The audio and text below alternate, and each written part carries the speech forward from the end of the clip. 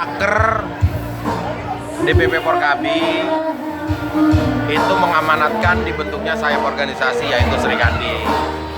Adapun leading sektornya ada di Departemen Pemberdayaan Perempuan sebagai yang membuatkan skenario struktural gitu. Ya. Ke depan kita akan mubas, ya kita akan sempurnakan semua struktur kita. Semua kita buat untuk kebaikan dan menunjang kinerja Porkabi secara keseluruhan. Agar supaya gerak langkah Porkabi makin kuat di bawah dengan adanya generasi muda, dengan adanya Srikandi, dengan adanya nanti akan kita buat Satkar gitu. Saya rasa itu.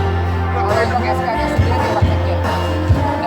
SK karena dia ada di bawah Departemen Pemberdayaan Perempuan, nanti kita akan diskusikan lebih teknis lagi ya.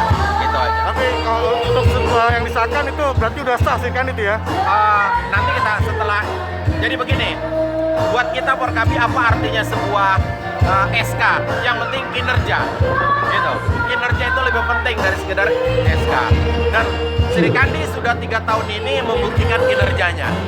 Itu buat kita mungkin lebih baik dari sekedar hanya sebatas SK. Ini yang lagi ramai terakhir masalah surat edaran dari DPP Selatan di mana tanggapannya? Ya mungkin DPD Selatan tidak memahami ini secara harfiah ya. Berorganisasi ini tidak bisa kita artikan secara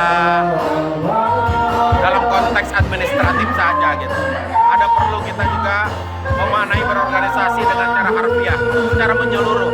Karena tujuan kita membangun silaturahmi. Di sini Porkabi bukan partai politik. Ini adalah lembaga guyup kaum Betawi. Tujuannya adalah silaturahmi.